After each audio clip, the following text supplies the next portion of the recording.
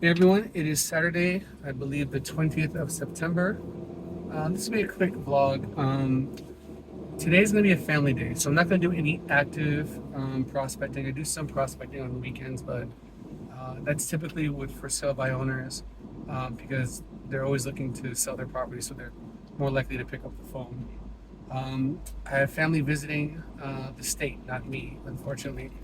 So my mom is coming down to visit some family friends in Miami, and my wife and I have decided to surprise our son JB with a visit with grandma. So we'll be driving down to to Miami this afternoon. So they're out.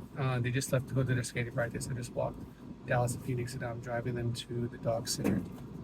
So we're gonna have some fun later today. So yeah, it's gonna be a quick day. And during the drive, I'm obviously gonna be listening to the coaching from reverse selling. So I'll be doing some passive education, but um, and it's a 5 hour drive, so I'll have my earphones in and etc. Listening to the video lessons. I unfortunately won't be able to take notes. So essentially, everything I'm gonna be doing, I'm gonna be doing twice because every module typically has multiple lessons in each module, and the lessons each have documentation for you to follow along, either for future when you're doing your prospecting or um, just for you to get a reference as to like the point of the lesson. You know, tracking your skills, tracking your metrics, tracking your numbers, and all types of numbers, so you can actually treat your real estate business as a business. So that I will not be able to do and drive.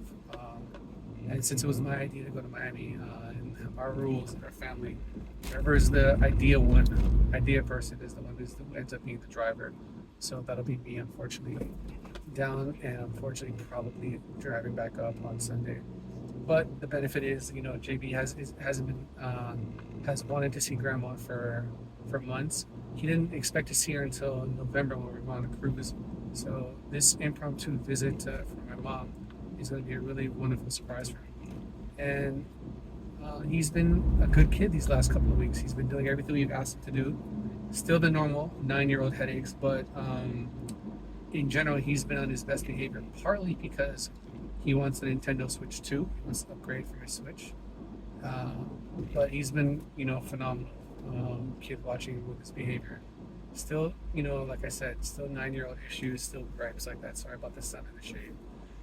But in general, he deserves a win, and seeing grandma and his cousins is going to be a huge win. As for me, like I said, passive learning. I'll be listening to the Morenin team, and yeah, just trying to basically grow the business in every day that I can, and you know, not burn myself out. So that's the plan for today. I've sent out a contract last night for signatures. I think I mentioned that last video, and my buyer said we'll discuss it on Monday. She's just having a busy week. She's a consultant there. It's near the end of the quarter for her, so you know things got a little bit busy. So yeah, that's pretty much it. Oh, and I have a call that I'll make during the trip down to one of my listings, just to give them the follow up as to what's happened during the week. They like to get their updates Saturday afternoon, so I'll probably be somewhere near Alligator Alley. I got to call them beforehand because for those of you that don't know, that drive between, I guess, that part of, I guess, that'd be Fort Myers, and I guess the east coast of Florida. There's very poor cell service in between. So I'll call them probably before we get to Fort Myers around noon or 1 and give them the updates as to what's happening in the week. I spoke to a couple of buyers and one investor on behalf of their property. It's not yet on the market. They really want me to do as much active, um, off-market marketing as possible while they're doing their renovations.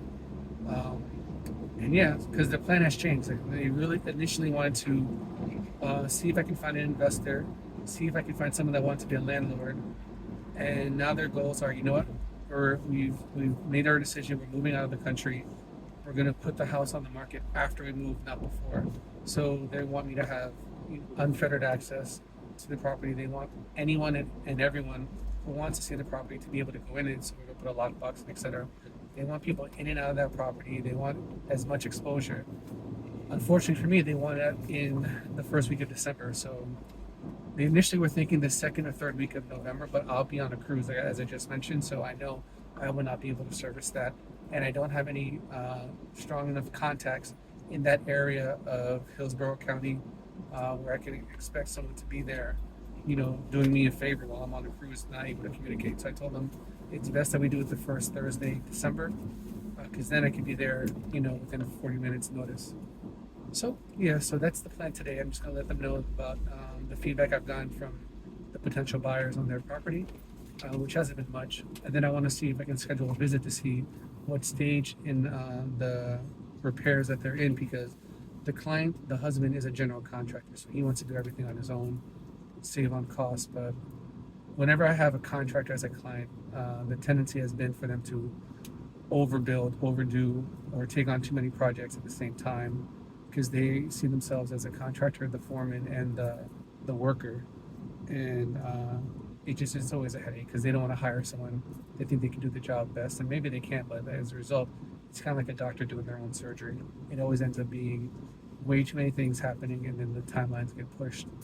And it's no skin off of my back if the timeline gets pushed, but it's just, you know, I really want to get this property sold. I think before the end of the year is good. I mean, we haven't had one rate cut. We might have a second one by the time we're on the market.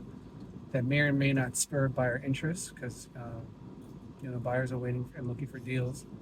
I also know that the more work, someone does on their home, the more they're looking at the dollars that they're spending and the time that they're spending, and the more invested they get at a higher price point. And that's the challenge in his neighborhood. He's had two listings sell in the last, I think, 6 or 5 months. Well, one was a short sale, so that really suppressed the values. It was a bigger property, 4 or 5 houses down, but sold for like 160, 180,000 less. Sorry, no, about 110,000 less because it was a short sale. And his home's in better condition, but still has a lot of unfinished projects. And if a buyer walks into it, they're going to compare that to what sold recently, or at least their agent would.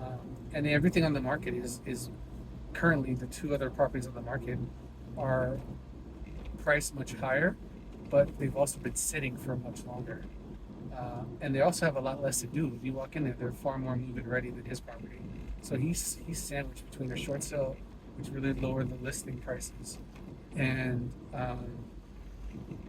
properties that are way more move-in ready, but the market has been solid in the sense of like they must be overpriced from the buyer's perspective because they've been sitting on the market 90 to 110 days, so respectively. So I just don't want him putting in so much work that he needs a price that's so much higher than what his competition is still struggling to get.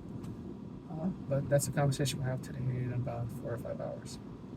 Anyway, thanks for listening. Sorry for the shadows of the sun. It's early in the morning. All right, talk to you later.